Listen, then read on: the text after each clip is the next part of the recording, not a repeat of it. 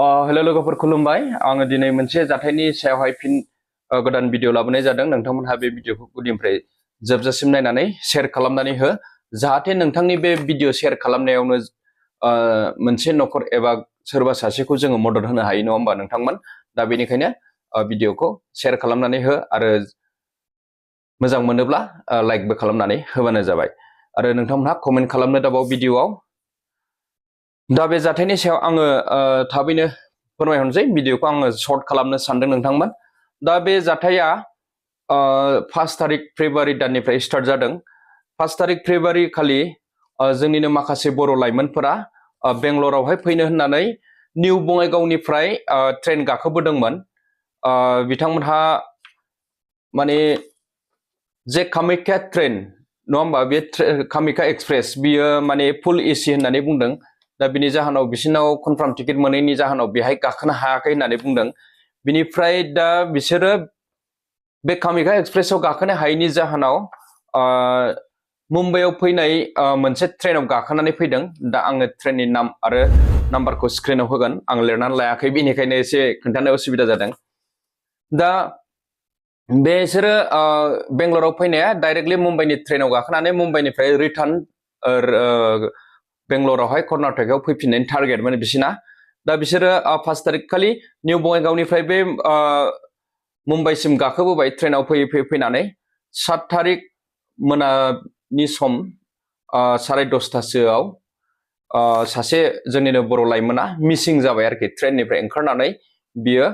खारबाय जे स्टेशनाव ओंखारनानै खारदों बे स्टेशनखौ आं खिन्थाहरनि पानबिल रेलवे स्टेशनावहाय बे सासे लाइमोना माने बिनि मेन्टेलिटिया एसे प्रब्लेम जादों बायदि जानानै बियो ओंखारनानै खारबाय माने आजां गाजां भिर जाहैबाय ट्रेनाहाय दा बेवहाय बियो ओंखारसै होननानै बुंबाय थादोंमोन जाहैदों नाथाय बियो जेनेबा गावसिनि जे स्टेशनावहाय लास्ट स्टप बाहाय ओंखारहैनांगौ बाहाय सम जायाखैमोन बेनिखायनो ओंखारथ'वाखैमोन दा नाथाय बे जाय सुबुङा दा मिसिं जानानै दं बा आन्दायनानै गोमानानै दं ट्रेननिफ्राय ओंखारनानै खारनानै दं बे ओंखारनो होनबाय थादोंमोन जाहैबाय दा लोगोफोर ओंखारैयाव बियो गावनो ओंखारनानै खारबाय जाहैबाय पानबेल रेलवे स्टेशन मुम्बाइआवहाय मिथिबाय महाराष्ट्र नोंथांमोन दा बिथांमोनहा हालाय हाफाय नागिरगासिनो आंनो भिडिअखौ मैयानो खालामनो हरदोंमोन सरि आङो मैयाहाय टाइम होनो हायैनि जाहोनाव बे भिडिअखौ बानायनाय जायाखै आरो मुम्बाइ बर' ससाइटिनि आफादगिरि बिरेन सरगियारि बिथाङाबो आंनिसिम दहाय फुङावहाय मेसेज खालामहरदों भिडिअ थाब बानायना होदो होननानै दा बिथाङाबो एसे खबर लागासिनो दं होजोंहाय मोनबाय बायो खोमा थाबैनो होननानै दा जोबोद दुखुनांथाव नोंथांमोन आङो सिगां समनिफ्रायनो माने बुंबोबाय कनफार्म टिकेट नङाबा दाफै बाहेराफोराव आरो जेनेबा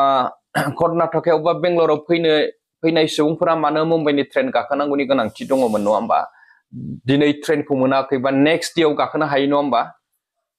एथ्राब इमारजेन्सि खालामनानै जेबो मुलाम्फा गैया सानसे लेटआवहाय जेबो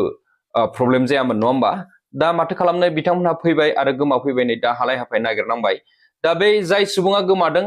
बिनि आङो फुल एड्रेसखौ नोंथांमोननो खिन्थाहरनि बिनि नेटिभखौ मुङा जाहैबाय